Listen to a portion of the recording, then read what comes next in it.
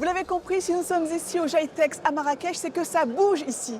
C'est le titre de l'émission que nous avons choisi pour vous parler de cette Afrique qui innove. Et on commence par ce grand rendez-vous de la tech. Au GITEX Africa, on attend en moyenne 50 000 visiteurs, 1500 exposants. Tout le continent sera représenté. Alors le Maroc bien évidemment, mais pas que. Tous les écosystèmes en pleine effervescence qui viendront du Nigeria, du Kenya, de la RDC, du Cameroun, du Sénégal, du Rwanda, de la Côte d'Ivoire. Toute l'Afrique qui entreprend, qui innove et qui accélère sera présente. Donc on va faire le tour du continent à la rencontre de celles et ceux qui le transforment, là où ça bouge vraiment.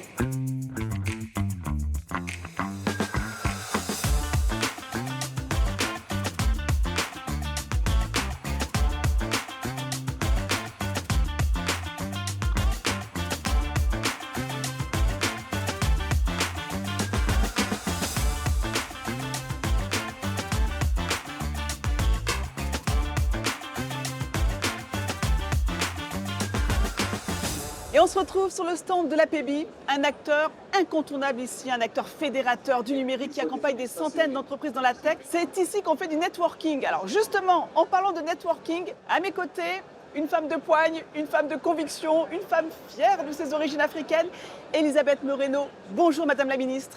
Nathalie Guirma, merci pour votre invitation. On est ravis de vous avoir. Alors j'imagine que pour vous, là, c'est un terrain de jeu incroyable, le GITEX. C'est extraordinaire. Pour plusieurs raisons. D'abord, parce que vous l'avez dit, je suis très fière de mes origines. J'ai appris depuis toute petite que pour savoir où on va, il faut savoir d'où on vient. Ensuite, parce que moi, j'ai travaillé 25 ans dans la tech et pendant presque 20 ans, quand j'avais envie d'assister à des événements technologiques d'envergure, il fallait que j'aille soit aux États-Unis, soit en Europe. Et depuis 3 ans, je viens maintenant au GITEX et quand on voit que le numérique aujourd'hui est en train littéralement de transformer le monde et qu'en 3 jours, on peut rencontrer 40 000 personnes si on est courageux, mais on peut surtout rencontrer les acteurs majeurs qui transforment le paysage numérique et donc l'avenir du continent africain. Donc je suis sur un terrain de jeu béni. Et ça se passe au Maroc. Et ça se passe en plus au Maroc, un pays pour lequel j'ai beaucoup d'affection. Eh bien, on va commencer justement, on va voyager dans cette émission. On va vous montrer cette Afrique qui innove. Et pour commencer, on va commencer avec une pépite marocaine, Deep Leaf. Avec une simple photo, ils sont capables de repérer très rapidement des maladies, des parasites sur les plantes. Et mieux encore, c'est une technologie africaine qui s'exporte.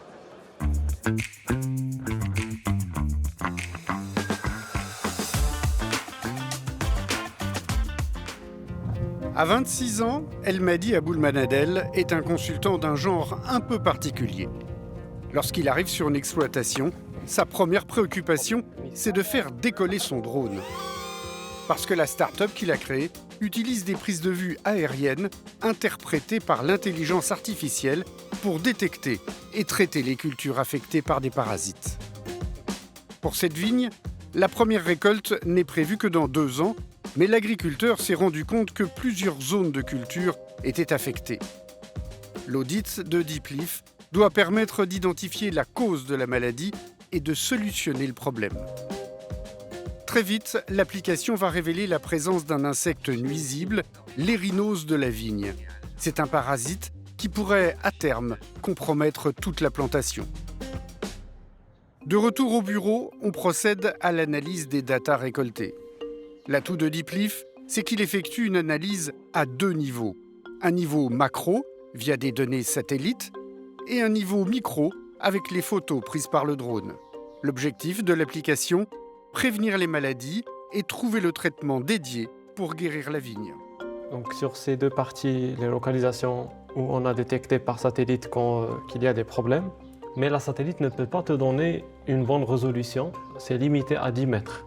Donc après, pour débrouiller une meilleure résolution, on utilise le drone. Donc ici, une plante affiche une zone verte et une zone qui est en bleu. Donc la zone en bleu, ça représente les maladies, ça représente les symptômes. On clique sur analyser. Notre IA va analyser ce frame et il va nous donner qu'est-ce qui se passe exactement. Donc ici, tu peux voir sur cette frame, on a 25 sur 100. C'est-à-dire que 25 sur 100 des plantes ici sont déjà malades. Donc grâce à l'imagerie du drone, on peut même détecter jusqu'à 6 mètres ce qui se passe dans le sol. Comme ça, on peut identifier s'il y a des nématodes, s'il y a des problèmes qui viennent de la racine aussi. On a maintenant une résolution de presque 60 cm. Maintenant, 60 cm, ça te donne juste la distribution des maladies. Ça ne te donne pas quel est le problème exact. Donc c'est une technologie différente, mais l'application continue le travail de cette technologie. Parce que Deepleaf ne se contente pas de l'observation des photos. C'est une start-up basée sur la recherche et le développement. Et pour faire évoluer son application en permanence, Elmadi s'est construit une serre privée afin de pouvoir faire ses propres expériences. Donc ici, on met les plantes pour inoculer des maladies, des carences, des ravageurs, et on prend les images de leurs symptômes. Les images sont prises avant que les symptômes apparaissent à l'œil nu avec la caméra spectrale. On trouve un endroit, par exemple, comme ces traces ici. Vous pouvez voir ces traces ici qui ne sont pas vertes, qui sont différentes couleurs. Sur la caméra, ça apparaît rouge. Et les traces qui sont saines, ça apparaît noir. Cette prise d'image donne à l'IA des features, visual features, qui lui aident à identifier les maladies précoces. Pouvoir identifier et soigner les maladies à l'avance, pour Elmadi, c'est très important. Notamment en Afrique, parce que bien utilisée, son application peut éviter que des récoltes ne soient détruites ou abîmées et que des conflits n'éclatent entre communautés. Ces solutions, ce n'est pas juste pour nourrir, mais c'est aussi pour la prospérité, pour créer la stabilité chez les communautés.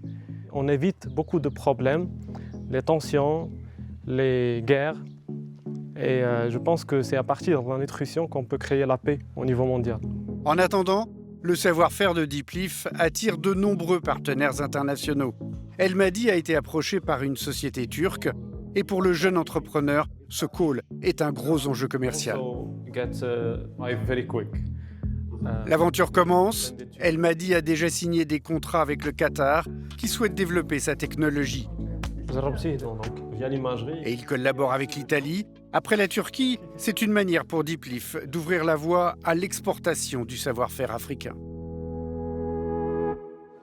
Elmadi Aboumanadel, qu'on a vu dans le reportage, est avec nous en plateau. Bonjour Elmadi. Bonjour.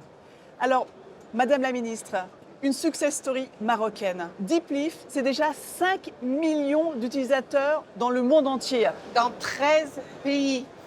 Ma fille dirait #fierté. Et tout jeune, 26 ans, lancé il y a 3 ans. Ouais. Donc est-ce qu'on peut dire que l'Afrique finalement est en train de construire son agro-business? Oui, c'est certain. Et je trouve que c'est merveilleux que les jeunes s'emparent de ce sujet. Je pense que c'est important de rappeler que l'Afrique a 60% des terres arables au monde non cultivées. Et pourtant, on continue d'importer massivement de ce que nous consommons. Donc c'est un vrai sujet que d'avoir des jeunes qui vont utiliser toutes les technologies possibles, y compris le numérique et l'intelligence artificielle, pour pouvoir nous permettre de produire ce que nous consommons sur place. Donc félicitations, jeune homme. Merci beaucoup, merci. Et elle m'a dit dans le reportage, vous dites quelque chose de très beau, c'est que finalement, grâce à votre application, on crée la paix, on permet à chaque territoire d'avoir ses cultures, donc ça crée aussi l'apaisement avec le voisin d'à côté. Exactement, c'est ça la vision de Deepleaf. On voulait pas juste créer une solution qui détecte et diminue les pesticides, mais aussi une solution qui rend la prospérité à notre continent. Car tu as mentionné qu'il y a 60% des terres arables mais non cultivées. C'est à cause du manque d'infrastructures, mais une infrastructure qui pourra être digitale. Donc à la place d'utiliser des solutions hardware sophistiquées qui sont très chères, il faut développer des solutions digitales scalables qui sont adaptées à différentes langues locaux. C'est pour cela qu'on a développé Sayag, le chatbot, qui parle des différentes langues africaines, incluant la darija marocaine, Swahili, Wolof, etc. Pour le rendre le plus accessible possible. Exactement, c'est ça le but. Et comme on sait maintenant, depuis différents acteurs clés dans la technologie, tels que Nvidia et autres, le nouveau interface pour la technologie, c'est la voix. C'est pour cela qu'on a développé une voix qui parle avec ces agriculteurs et qui les présente. Alors, vous avez été lauréat du GITEX en 2025. Ça vous a aidé, ça aussi, à vous faire connaître, à exporter la technologie? Oui, grâce à GITEX Africa Supernova Challenge, on a concrétisé un partenariat avec Agrivi, qui est une start-up européenne de Croatie. Et imaginez qu'aujourd'hui, on a signé avec eux le contrat commercial. Et ce contrat représente une première fois qu'une start-up agritech africaine, marocaine, donne sa solution à une start-up européenne. Donc, Alors là, ça va vous faire plaisir. Ah oui, ça me fait extrêmement plaisir parce que ça me fait penser aussi à la Profan, qui est l'un des plus grands laboratoires pharmaceutiques marocains, qui vient de faire l'acquisition d'une structure suisse. Donc en fait, les rapports sont en train de changer et ça donne beaucoup d'espoir pour l'avenir. Et votre parcours alors, elle m'a dit. Racontez-nous, est-ce que vous avez tout de suite eu envie de travailler dans la tech? Vous avez fait toutes vos études au Maroc? oui, exactement. J'ai fait toutes mes études au Maroc. J'ai commencé à Sidi Ben Nour, c'est ma ville natale.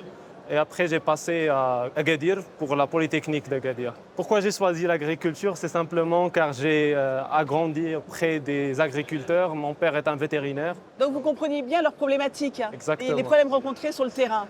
À chaque fois que je trouve, par exemple, qu'un ami s'absente, c'est à cause d'une famille qui a perdu ses cultures. Donc le père n'a pas l'argent, par exemple, pour payer pour ses études. Donc je me suis demandé pourquoi et j'ai analysé le problème. J'ai trouvé qu'il y a plusieurs. Et les maladies représentent 40% de ces problèmes. Donc je me suis dit pourquoi pas les régler avec l'IA. Et grâce à l'équipe qu'on a aujourd'hui de Diplif qui travaille avec moi, ça fait 3 ans, on a pu le réaliser. C'est que vous détectez les maladies, maintenant vous essayez de mieux les reconnaître, c'est ça, de pouvoir mieux les identifier. Exactement, car un agriculteur avec une expérience de 5 ans peut identifier une maladie, mais maintenant avec le changement climatique, ces maladies ont devenu très similaires en termes de symptômes visuels. Et grâce à l'IA, tu peux faire la différence. Et pourquoi c'est très important? Si tu détectes la maladie d'une mauvaise manière, tu auras le mauvais traitement. Et si tu as le mauvais traitement, nous les consommateurs, on va les consommer. Il y aura des résidus qui font mal aux santé. Et il y a tout un soutien gouvernemental aussi. Il y a des organisations qui contrôlent ces pesticides d'une manière traditionnelle. Mais avec Diplif, on a changé tout. On a pu le faire d'une manière scalable. C'est bien de tout faire peser sur l'outil technologique, mais si on n'a pas des politiques agricoles pour accompagner des idées comme celle-ci, vous voyez bien que c'est tout un écosystème finalement dont on a besoin. On a besoin de quelqu'un qui a une idée, on a besoin de l'État qui accompagne, on a besoin d'événements comme celui-ci où les gens vont se rencontrer et vont pouvoir travailler ensemble.